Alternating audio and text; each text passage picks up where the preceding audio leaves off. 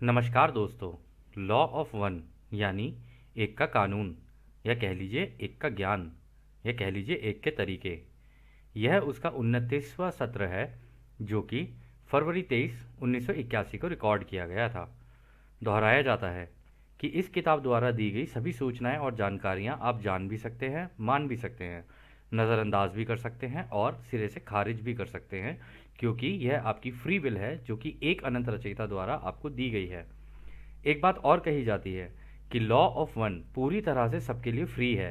यदि कोई इकाई या व्यक्ति इसको निजी स्वार्थ के लिए इस्तेमाल करे तो वह उसकी व्यक्तिगत जिम्मेदारी होगी। और साथ ही साथ यह भी कहा जाता है कि यदि कोई इस लॉ ऑफ वन की किताब को अपनी भाषा में परिवर्तित करके या फिर इन्हीं सेशंस को अपने चैनल पर चलाना चाहे तो भी चला सकता है और दूसरों से साझा कर सकता है, क्योंकि यह भी उसकी फ्री विल है। तो इस सत्र की शुरुआत भी राह बिल्कुल वैसे ही करते हैं कि हम तुम्हारा स्वागत अनंत रचयिता के प्रेम और उसकी रोशनी में करते हैं। अब हम बात करने के लिए तैयार हैं। तो पहला सवाल डॉन करते हैं, क्या हमारा सूर्य, यह ग्रहमंडल जैसा कि हम इसे जानते हैं, एक सबलोगोस है क्या, या किसी सबलोगोस की भौतिक अभिव्यक्ति यानी फिजिकल मैनिफेस्टेशन है क्या? तो रा कहते हैं हाँ, यह सही है। तो दोस्तों, ये जो लोगोस और सब लोगोस का कॉन्सेप्ट है ना, उसको हमें इससे समझना पड़ेगा। आपको याद होगा पिछली बार रा ने बताया था कि ये जो बीच में गैलेक्टिक सेंटर होता है ना, ये जो पहला रचयिता का बच्चा होता है या कह लो सह रचयिता होता है, ठीक है, ये भी बहुत पावरफुल होता है, इसके पास सारी पावर्स होती हैं जो रचयिता के पास होती हैं। तो बेसिकली हमारे जो रचयिता है ना वो ये हैं। तो अगर ये लोगोस हैं तो फिर कोई भी सूरज लगाया जाएगा ना तो उसको सब लोगोस कहा जाएगा, ठीक है। तो ये हो गया लोगोस, ये हो गया सब लोगोस। तो रा ये कह रहे हैं हाँ ऐसा सही है। तो अगला सवाल डॉन करते हैं, तब मैं यह मान रहा हूं कि इसी सब लोगोस ने इन सभी घनत्वताओं में इस ग्रह प्रणाली को बनाया है, क्या यह सही है? तो रा कहते हैं यह गलत है।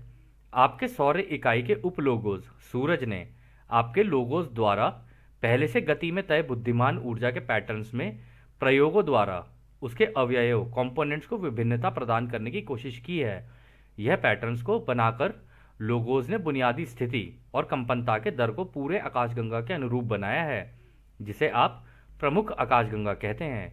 यानी कि आपके लोगोस ने बुनियादी पैटर्न्स बना दिए हैं जिससे कि थोड़े से विभिन्नताओं के साथ सारे आकाशगंगा में लागू किया गया है।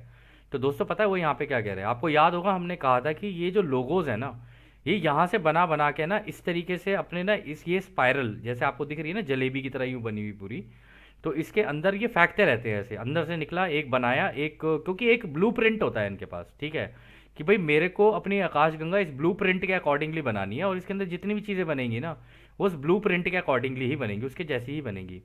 तो यहाँ से यहाँ फेंक दिया, यहाँ से यहाँ फेंक दिया, यहाँ से यहाँ फेंक दिया, इसी तरीके से फेंक फेंक के लगाते रहते हैं। और उनके आसपास के जो ग्रह भी होते हैं ना, वो यही कह रहे हैं कि उसका बेसिक जो ब्लूप्रिंट होगा, जैसे हमारे घर का ब्लूप्रिंट होता है ना, कि भाई खाका तैयार करके हमने कागज़ पे बना लिया, अब कागज़ पे बनाने के बाद उसको रियलिटी के अंदर हम लोग उसको लेकर आएंगे, ठीक है। तो वो कह रहे हैं कि उनको वहाँ लगा देते हैं। लेकिन ये जो सूरज होता है ना, ये सूरज अपनी रोशनी से उसके ऊपर डाल डाल के जो सब लोग हो जाए ये डाल डाल के उसके अंदर विभिन्नता लाता है, मतलब उसके अंदर अलग अलग कंपोनेंट्स ऐड करता है कि भाई ये इधर की चीज़ ऐसी होनी चाहिए, कहीं इतनी रोशनी होनी चाहिए, कहीं उतनी होनी चाहिए। तो वो चीज़ डिसाइड ये करता है। तो कहने का मतलब है क्रिएट करके इनको दे दिया और इनको ये कह दिया कि अब तुम्हारे पास भी फ्री विल है, तुम जैसा चाहो इस ग्रह को बना सकते हो और मतलब इस ब्लूप्रिंट के ऊपर तुम काम कर सकते हो। और साथ ही साथ इन ग्रहों को भी उनकी फ्री विल दे दी जाती कि तुम जैसा चाहो अपने आप को ढाल सकते हो, लेकिन तुम जैसे भी अपने आप को ढालोगे ना, इस रोशनी का ही इस्तेमाल करके अपने आप को बनाओगे तुम। तो अगला सवाल डाउन करते हैं, तो क्या यह उपलोगोस जो हमारा सूर्य है वही उपलोगोस है, लेकिन सिर्फ आकाशगंगा के माध्यम से अलग अलग हिस्सों में प्रकट मैनिफेस्ट हो रहा है? क्या यह इस आकाशगंगा के सभी तारे हैं? तो रा कहते हैं कृपया ये सवाल पुनः पूछिए, मतलब दोबारा पूछिए। तो वो ये कह रहा था कि ये जो उपलोगोस मतलब जो सब लोगोस है हमारा, ये जो सन है, क्या ये इसी तरीके से तारों की तरह पूरी क्या कहते हैं इस आकाशगंगा में फैला दिए हैं इन्होंने बना बना के? तो रा कहते हैं एक बार जरा ये सवाल दोबारा पूछना। तो डॉन कहते हैं मैं यह कह रहा हूं कि मोटे तौर पर 250 अरब तारे या सूर्य हैं, जैसे कि हमारी प्रमुख आकाशगंगा है। क्या वह सारे तारे एक ही सब लोगों का हिस्सा है क्या? तो रा कहते हैं ये सभी एक लोगोस का हिस्सा है। आपका सौर मंडल, जैसा आप इसे कहेंगे, एक अभिव्यक्ति, एक मैनिफेस्टेशन है, एक सब लोगोस की उपस्थिति के कारण कुछ हद तक और थोड़ा अलग है। तो वो कह रहे हैं कि देखो, उसको लगा कि ये सब लोगोस है डॉन को, तो उन्होंने कहा नहीं नहीं, ये सब लोगोस नहीं है, ये लोगोस है जो ये गैलेक्टिक सेंटर है, इसने ये सारे के सारे तारे लगा लगा के और अपनी रचना की है। ठीक है, और जितने भी लगाए हैं ना, सब में थोड़े थोड़े डिफरेंसेस।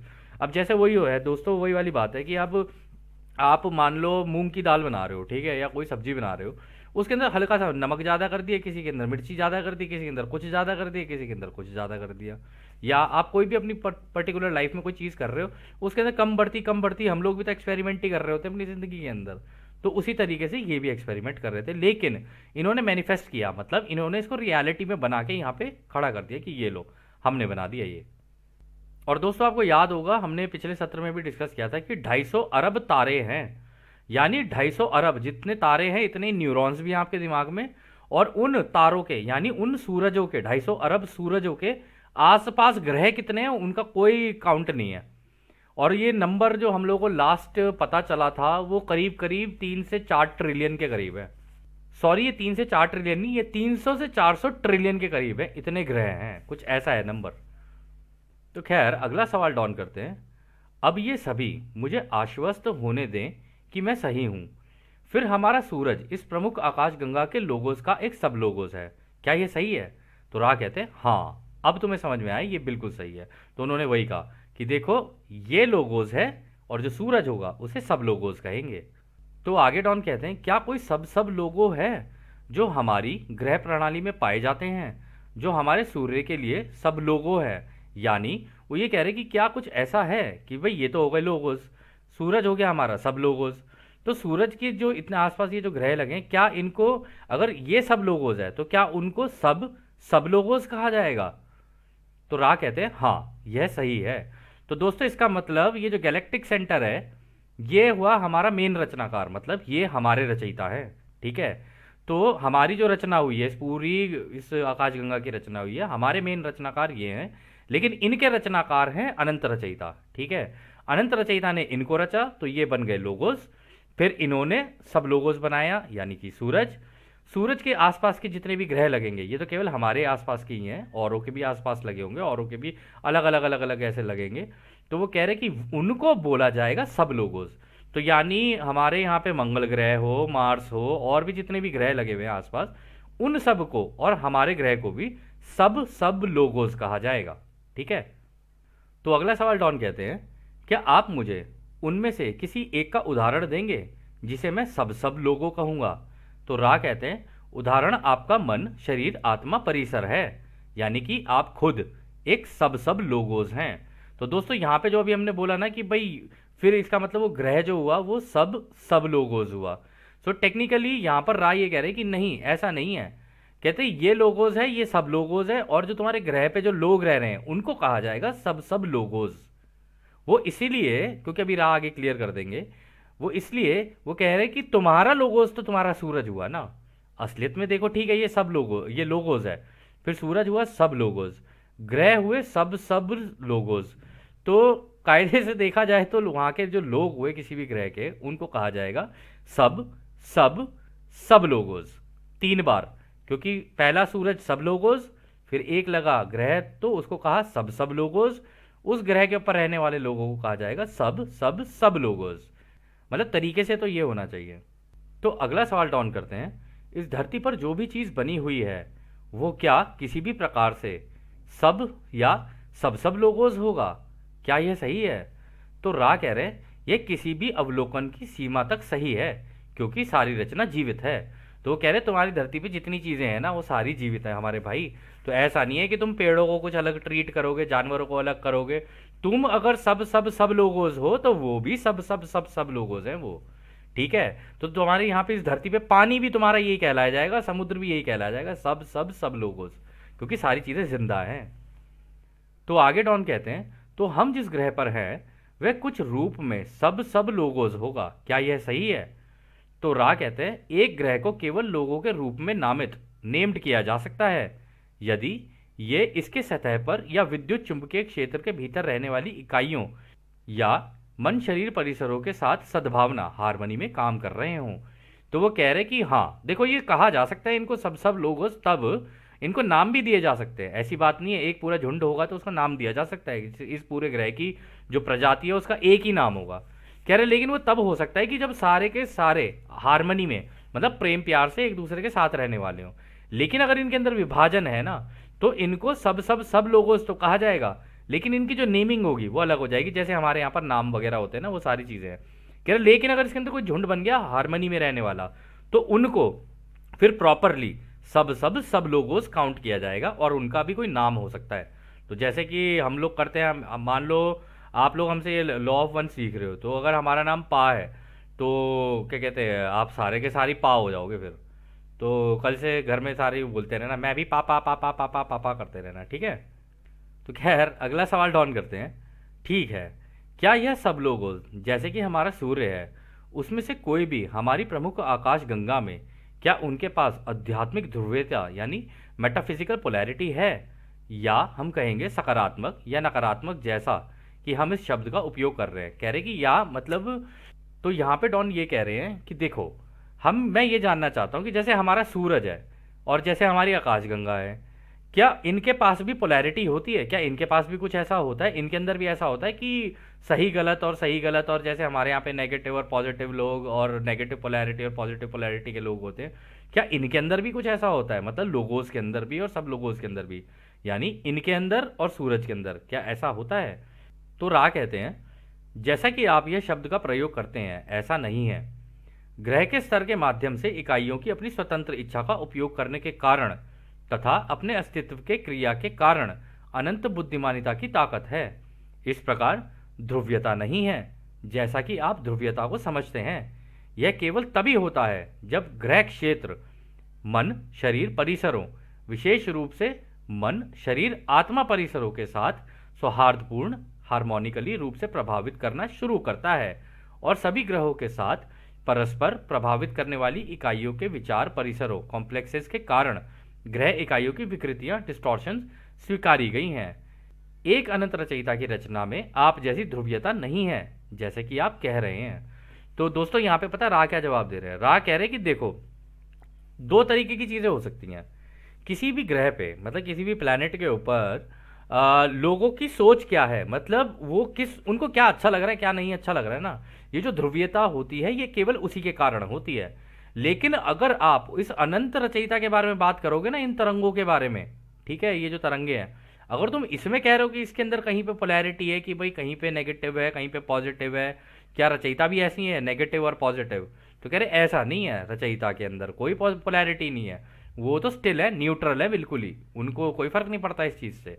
कह रहे कि ये तो फर्क इसलिए पड़ जाता है क्योंकि तुम देख रहे हो चीजों को, कहीं तुम एक दूसरे के साथ क्या कहते हैं प्रेम प्यार से रहोगे, कहीं तुम एक दूसरे से लड़ते रहोगे, और इन प्रेम प्यार और लड़ने का केवल एक ही कारण है कि तुम्हें क्या अच्छा लग रहा है क्या नहीं लग रहा है। हो सकता है तुम्हें सामने वाले की कोई चीज अच्छी ना लगती हो, इस कारण से तुम्हारे बीच में विभाजन है और इसी कारण से ये पोलैरिटी होती है। अदरवाइज रियलिटी में, ब्रह्मांड में, रचयिता के अंदर तो कोई पोलैरिटी नहीं है। तो खैर अगला सवाल डाउन करते हैं। धन्यवाद। कल आपने कहा था कि पहली घनत्वता में ग्रह शुरू से ही कालातीत यानी टाइमलेस स्थिति में होते हैं। क्या आप मुझे बता सकते हैं कि कैसे वो प्रभाव जिसका हम समय के रूप में मूल्यांकन अप्रिशिएट करते हैं वह अस्तित्व में कैसे आता है? तो यहाँ पे वो कह रहे हैं कि अगर आप ये कह रहे हो कि जो पहली घनत्वता है यानी ये पानी, हवा और आग और ये सारी जितनी भी चीज़ें हैं, आप कह रहे हो कि ये तो टाइमलेस स्टेट में होती है, मतलब ये तो चलती ही रहती हैं चलती ही रहती हैं, इनका कोई टाइम नहीं है, इनका कुछ ये कंटिन्यूटी में रहती हैं हमेशा। तो आप हमें बता सकते हो कि ये रियलिटी में, मतलब अस्तित्व में, मतलब वास्तविकता में कैसे आती हैं चीज़ें? मतलब आपने जैसे बताया कि पहले तो ये शुरू हो रही होंगी, जब शुरू हो रही होंगी तो उस टाइम पर क्या कहते हैं कंटिन्यूस स्टेट में, अभी तो बनी रही है बनी रही है बनी रही है। तो वो ये कह रहे कि ये अपने असली अस्तित्व में कैसे आती है, कि मतलब धरती बन जाती है, ये सारी चीज़ें हो जाती हैं, हवा बन जाती है, पानी बन जाती है, सारी चीज़ें कैसे बनती हैं? तो राइस का जवाब देते हैं, हमने अभी आपको प्रत्येक लोगों के अस्तित्व की स्थिति का वर्णन किया है। वह प्रक्रिया जिसके द्वारा स्थान समय निरंतरता कंटिन्यूम के रूप में आता है सावधानी पूर्वक निर्माण का कार्य है। हम कहेंगे पूर्ण या संपूर्ण कंपनता की दर, वाइब्रेटरी रेट्स, घनत्वताएं और ठहराव की योजना है। जब यह योजना प्रेम के विचार परिसरों में अच्छे से मिल जाती हैं, तब भौतिक अभिव्यक्तियां यानी मैनिफेस्टेशन प्रकट होना शुरू हो जाती हैं। यह पहली अभिव्यक्ति की अवस्था ही जागरूकता या चेतना है। एक पॉइंट जहां सब अच्छे से मिल जाते हैं या एकीकरण, कोएलेसेंस, सजीवता या अस्तित्व के बिंदु पर होता है, उस शुरुआत के बिंदु या स्रोत फाउंटेन हेड से स्थान समय की शुरुआत होती है और फिर अपनी सजीवता के स्क्रॉल को खोलना शुरू कर देता है। तो दोस्तों पता है यहाँ पे वो क्या कह रहे हैं? कह रहे कि देखो ये होता तो बिल्कुल वैसे ही है जैसे कि हुआ हम लोगों ने यहाँ से, जैसे ये जो हमारे रचयिता हैं इन्होंने यहाँ से मान लो सूरज फेंका, फिर यहाँ से एक ग्रह लगा दिया। अब जब ग्रह लगाया शुरुआती दौर में जैसे वो जाके ऑर्बिट में लगेगा, पहले वो उसी ऑर्बिट में फट जाएगा, वो मतलब यहाँ से रोशनी का आएगा बिल्कुल फट जाएगा। वो फटने के बाद फिर वो बाहर से अंदर की तरफ और खिंचना शुरू होगा और इधर से सूरज भी अपनी रोशनी उसे देता रहेगा। तो धीरे धीरे धीरे धीरे वो इकट्ठा होनी शुरू होंगी, चीजें बाहर से अंदर की तरफ इकट्ठा होनी शुरू होंगी। इधर से सूरज उसके ऊपर रोशनी मारता जाएगा मारता जाएगा मारता जाएगा और धीरे धीरे धीरे इसी रोशनी का एक जगह कहीं पे कितनी इकट्ठी हो जाएगी, कहीं पे कितनी इकट्ठी हो जाएगी, कहीं पे कितनी इकट्ठी हो जाएगी, उसके हिसाब से जितना इनके आपस में प्रेम होता रहता है ना, उस प्रेम के कारण ये एक दूसरे से जुड़ना शुरू होती हैं। और जो सूरज अपनी रोशनी फेंकता है ना, ये वो प्रेम है रचयिता का। ठीक है, इनके अंदर भी प्रेम है, इन्होंने सूरज बनाया, अपना प्रेम इनको दे दिया, इन्होंने इनको दे दिया, तो उस प्रेम की वजह से आपस में एकजुटता बनती चली जाती है। ठीक है, और आपने नोटिस भी किया होगा हमारी मतलब एक नेचुरल हमारा भी अगर बिहेवियर देखा जाए, जहां हमें प्रेम मिलता है ना, हम उस जगह जुड़ना चाहते हैं, मतलब उस जगह ऑटोमेटिकली हमारा खिंचाव होने लग जाता है, हमें अच्छा लगता है उस प्रेम की उस वाइब्रेशन के अंदर। तो वो इसमें उन्होंने ये चीज़ भी कही है, वाइब्रेशन वाली बात भी कही है कि होता क्या है कि जब ये चीज़ें बन रही होती है ना, तो ये बनते बनते बनते बनते इनके अलग अलग कंपनताएं बनती चली जाती हैं कि जैसे पहली घनत्वता होगी वो अलग अलग लेवल पे कांप रही होगी, दूसरी घनत्वता होगी वो अलग अलग लेवल पे कांप रही होगी, तीसरी घनत्वता होगी वो अलग अलग लेवल पे कांप रही होगी, चौथी घनत्वता जो है वो भी अलग अलग लेवल पे कांप रही होंगी। तो ऐसा नहीं है इस प्लेनेट के ऊपर चौथी घनत्वता अब आएगी, चौथी घनत्वता तो पहले से ही मौजूद है, लेकिन अभी हमें नहीं दिख रही है। ये जो सतयुग और इन सब चीज़ों की बात होती है ना, ये मौजूद तो रहती है हमेशा, लेकिन दिखती नहीं है। जब इनकी कंपनता, सूरज की रोशनी तेज होनी शुरू हो जाती है, गैलेक्टिक सेंटर बड़ी तेजी से यहाँ से ऊर्जाएं फेंकते हैं, और जब ये फेंकेंगे यहाँ से, ये सूरज की तरफ फेंकेंगे, सूरज तेजी से इनकी तरफ फेंकने लग जाता है, और जब तेजी से फेंकने लगेगा तो धीरे धीरे वो वाली कंपनता जो है ना, वो अपने आप को प्रकट करना शुरू कर देती है। और जैसे ही प्रकट करना शुरू करती है, तो आपको याद होगा राने कहा था, फिर उसके नीचे की जितनी घनत्वता है ना, वो सारी बंद हो जाएंगी। फिर केवल चौथी घनत्वता की एक पूरा का पूरा सिस्टम बन जाएगा, एक ग्रह पूरा चौथी घनत्वता का हो जाएगा, फिर जितनी चीज़ें होंगी उसके अंदर ही होंगी। तो खैर अगला सवाल डाउन करते हैं। जैसे प्रेम कंपनता पैदा करता है, मैं पहले यह स्टेटमेंट करना चाहूँगा, मैं मानता हूँ कि प्रेम फोटोन बनाने के उद्देश्य से स्थान समय के भीतर कंपनता पैदा करता है। क्या यह सही है? तो राह कहते हैं हाँ, यह अनिवार्य रूप से सही है। तो वो कह रहे हैं कि ये बेसिकली ऐसे ही होता है, डॉन भी समझ गया इसको, इसके पीछे की साइंस को, कि शुरुआत एक फोटोन से होती है, फिर ऐसे करके और ऐड होते चले जाते हैं और एक जगह पे इकट्ठे हो जाते हैं, फिर उससे क्या कहते हैं, जैसे सूरज बन जाएंगे, अगर एक जैसे हुए तो सूरज हो जाएंगे, उनके अंदर थोड़े थोड़े पैटर्न चेंज होते रहेंगे तो ग्रह बन जाएंगे, और गैलेक्टिक सेंटर तो खैर बनता ही इसी से ही है। तो आगे डॉन सवाल करते हैं, फिर प्रेम का निरंतर इस्तेमाल, मुझे लगता है कि यह सब लोगोज या एक शब्द लोगोज द्वारा की निर्देशित है। प्रेम के इस निरंतर इस्तेमाल से इन कंपनताओं का घुमाव, रोटेशंस ऑफ दिस वाइब्रेशन बनता है, जो कोणीय वेग के अलग अलग इकाइयों में है, which are in discrete units of angular velocity. यह तब हमारे भौतिक भ्रम में रासायनिक तत्वों का निर्माण करता है, और मैं मानूंगा दूसरे में तत्व, या जिसे हम गैर भौतिक या भ्रम में अन्य घनत्वता कहते हैं। क्या यह सही है? तो राह कहते हैं लोगोस सभी घनत्वता बनाता है। आपका प्रश्न अस्पष्ट था, हालांकि हम कहेंगे कि लोगोस स्थान समय घनत्वता और साथ में समय स्थान घनत्वता दोनों का निर्माण करता है। तो दोस्तों वो यही कहना चाह रहे हैं, यहाँ पर सवाल भी उसने यही पूछा, तो मेरे को ऐसा लग रहा है कि यहाँ पे जैसे ये है ना, क्या कहते हैं, एंगुलर वेलोसिटी जो उसने नाम लिया, कि जो लोगोस है ना, यही लगता है ऐसे घुमा घुमा के यहाँ फेंकते होंगे चीज़ें, मतलब जैसे ये सूरज लगा दिए घुमा घुमा के, यहाँ पे ग्रह लगा दिए, उनका खाका तैयार किया बेसिकली, फिर उसके ऊपर सूरज की रोशनी पड़ पड़ के वो फोटॉन्स उन पर पड़ते रहेंगे। अब इससे उनका निर्माण हो जाएगा। तो यहाँ पे भी रा ने यही कहा कि हाँ, ये काफ़ी हद तक बिल्कुल सही है तुम्हारा कहना, लेकिन तुम्हें ये नहीं पता है कि जब इसकी एक कॉपी जो है ना, इसकी एक कॉपी हमेशा दोनों यहाँ पर रहेगी गैलेक्टिक सेंटर में। तो इसी को वो ये कह रहे हैं कि वो स्थान समय यानी जो जगह है यहाँ पर भी बनाते हैं, और समय स्थान पर यानी जहाँ से वो निकला है वहाँ पर भी बनाते हैं। इसका मतलब ये है कि इसकी एक कॉपी यहाँ पर भी रहेगी, इसकी एक कॉपी यहाँ पर भी रहेगी, ठीक है, और यहाँ से उस कॉपी की एक इमेज यहाँ पर आ जाएगी। इस तरीके से काम चलता है। तो खैर आगे डॉन सवाल करते हैं, जो मैं मान रहा हूँ वह यह है कि यह घुमाव कंपनता के परिमाणित वृद्धिशील घुमाव the quantized incremental rotations of the vibrations, यह घनत्वता की सामग्री के रूप में दिखाई देता है। क्या यह सही है? तो रा कहते हैं हाँ, यह अनिवार्य रूप से सही है। तो ये कह रहे हैं कि ये जो वाइब्रेशंस जो रोटेशन चलती रहती है ना इन वाइब्रेशंस के अंदर, मतलब अगर आप इन तरंगों को देखोगे ना, ये आपस में इधर उधर इधर उधर इधर उधर घूमती रहती हैं, और ये होती हैं फोटॉन्स के अंदर। तो होता क्या है कि जब ये घूमती रहती है, इनके साथ और भी नए नए फोटॉन्स ऐड होते रहते हैं, ऐड होते रहते हैं, होते रहते हैं, उनके अंदर भी अलग अलग लेवल पे घूम रही होती है, इकट्ठी होके एक जगह पे फिर एक रचना कर देती हैं, जो चीज़ें हमें दिखने लग जाती हैं, लेकिन वास्तविकता में उसके अंदर इस तरीके की तरंगे होती है रोशनी की। क्या ये सही है? तो रा कहते हैं हाँ, ये अनिवार्य रूप से सही है। तो आगे डॉन कहते हैं, खैर तो इन घुमावों रोटेशंस के कारण इन कणों की एक आंतरिक गति होती है जो स्थान समय की प्रगति की दिशा में विपरीत होती है, जिस तरह से मैं इसे समझता हूँ, और यह आंतरिक प्रगति तब हमारे द्वारा देखी जा सकती है जिसे हम गुरुत्वाकर्षण कहते हैं। क्या यह सही है? तो रा कहते हैं नहीं, ये गलत है। तो उसको लग रहा था डॉन को कि ये जो गुरुत्वाकर्षण है ना, उसका रीज़न भी शायद यही है, रोटेशन की वजह से शायद ऐसा होता होगा कि भाई मान लो अगर ये क्या कहते हैं एक सूरज है या ये धरती है, ऊपर से शायद इस तरीके से चलती होगी, अंदर ही अंदर खिंचती रहती होगी ये सारी की सारी, इस वजह से गुरुत्वाकर्षण है। तो रा कह रहे हैं नहीं नहीं, ऐसे नहीं है, ये गलत है। तो डॉन कहते हैं, तो क्या आप मुझे बता सकते हैं कि गुरुत्वाकर्षण यानी ग्रेविटी कैसे होता है? तो रा कहते हैं, जिसे आप गुरुत्वाकर्षण या ग्रेविटी के रूप में बोलते हैं, उसे आंतरिक प्रकाश प्रेम की ओर दबाव के रूप में देखा जा सकता है। प्रकाश की कुंडलीदार रेखा की ओर खोज जो रचयिता की ओर बढ़ती है, यह एक आध्यात्मिक घटना या जीवित रहने की स्थिति का प्रकटीकरण मैनिफेस्टेशन है। तो वो यही कह रहे हैं दोस्तों कि जब मान लो, अभी हम एक उदाहरण लेके चलते हैं इसमें, रुको।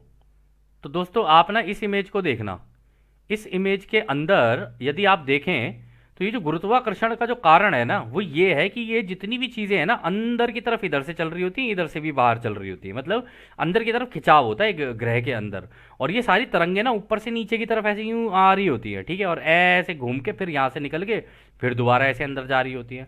उसकी वजह से ऊपर से ये जो नीचे का खिंचाव है ना, इसकी वजह से गुरुत्वाकर्षण है। इससे जब भी आप उछलोगे तो नीचे आ जाओगे, क्योंकि आप भी इलेक्ट्रिकल हो और ये सारी भी इलेक्ट्रिकल लाइंस हैं, तो आप उछलोगे, या कह लो इलेक्ट्रोमैग्नेटिक लाइंस हैं, और आप भी इलेक्ट्रोमैग्नेटिक वो हो, मतलब इंसान जो है जितने भी वो मैग्नेटिज्म से ही बने, तभी तो हमारे दिमाग में ये इलेक्ट्रिसिटी के सर्किट्स हैं, ठीक है, हमारी बॉडी पूरी इलेक्ट्रिसिटी से बनी हुई है। तो होता क्या है, और आप लोगों को जान के हैरानी होगी, एक नॉर्मल व्यक्ति के शरीर में 24 या फिर आई थिंक 36 ट्रिलियन वोल्ट्स की एनर्जी होती है, इतनी ऊर्जा होती है, या फिर 24,000 ट्रिलियन वोल्ट्स की होती है, कि मतलब एक व्यक्ति के अंदर इतनी ऊर्जा होती है एक नॉर्मल व्यक्ति के अंदर, कि वो एक पूरे शहर को रोज कंटिन्यूअसली उसके घर की जितनी भी चीज़ें हैं ना, उनके घरों की जितनी भी चीज़ें, चाहे वॉशिंग मशीन चलानी हो, टीवी चलाना हो, कुछ भी चलाना हो, कंटिन्यूअसली वो ऊर्जा अपनी प्रदान कर सकता है। इतनी ऊर्जा होती है एक व्यक्ति के अंदर, और उसका कारण यही है, ये इलेक्ट्रोमैग्नेटिज्म और ये चारों प्राइमल फोर्सेस, क्योंकि वो उसके अंदर ही हैं सारी की सारी चीज़ें। तो खैर अगला सवाल डॉन करते हैं, हम जानते हैं कि अब हमारे चंद्रमा पर गुरुत्वाकर्षण हमारे ग्रह पर गुरुत्वाकर्षण से कम है। क्या इसके पीछे कोई आध्यात्मिक सिद्धांत है जिसे आप समझा सकते हैं, कि मतलब ऐसा क्यों है कि चंद्रमा पे तो ग्रेविटी कम है और यहाँ पे ग्रेविटी ज़्यादा है, ऐसा क्यों है? इसके पीछे का कोई रीज़न है, कोई इसके पीछे का कोई प्रोसेस है, वो बता सकते हैं? तो रा कहते हैं, आध्यात्मिकता और भौतिकता दोनों अलग अलग नहीं हैं। जो आपने बोला इस प्रकार की घटना को समझाने का प्रयास करने में सक्षम है। हम कहेंगे विभिन्न भौतिक पहलुओं, जैसे कि जिसे आप द्रव्यमान के रूप में जानते हैं, उसके कारण अधिकांश वस्तुओं के गुरुत्वाकर्षण बल की गणना होती है। हालांकि हमने महसूस किया कि गुरुत्वाकर्षण के समरूपी और समान रूप से कॉरेस्पॉन्डिंग एंड इक्वली महत्वपूर्ण आध्यात्मिक प्रगति को इंगित इंडिकेट करना आवश्यक था। तो वो ये कह रहे हैं कि देखो ये हो सकता है कि वहां पर जो ऊर्जा चल रही हो, वहां पे ऊर्जा का जो वेग है, मतलब जो उसकी उसकी लिमिट है, वो थोड़ी सी कम कर रखी हो, क्योंकि तो एक्सपेरिमेंट चल रहा है। कह रहे कि वहां पे कम होने के कारण ये जो ऊर्जा होती है ऊपर से नीचे जाती हुई और फिर यूं निकल के फिर ऊपर से दोबारा घूम के अंदर जाती हुई, कह रहे उसके कारण ऐसा होता है कि वहां पर हो सकता है कम हो, इस वजह से वहां पे ग्रेविटी जो होगी कम होगी। लेकिन ग्रहों के केस में हम लोगों ने ये देखा है, वहां पर ऑलमोस्ट सेम ही रहती है हर ग्रह के ऊपर, मतलब बराबर ही टाइप की रहेगी ज़्यादातर, लेकिन थोड़ा बहुत ऊपर नीचे वो होगा, वो कह रहे हैं कॉरस्पॉन्डिंग एंड इक्वली। कह रहे लेकिन इसको अगर तुम अध्यात्म के रूप में समझोगे ना, ये इन ऊर्जाओं की वजह से ही है सारा कुछ जो हो रहा है, कहीं पे कम है और कहीं पे ज़्यादा है। तो खैर दोस्तों, इस सत्र को अब हम लोग यहीं समाप्त करते हैं, और जैसा कि राह हमेशा कहते हैं कि अब हम आपको उस एक अनंत रचयिता के प्रेम, उसकी रोशनी, उसकी शक्ति और उसकी शांति में छोड़कर चलते हैं। आद ने हमारे दोस्तों, आद ने वासु। इस सत्र को हम आगे कंटिन्यू करेंगे अगले सत्र में। धन्यवाद।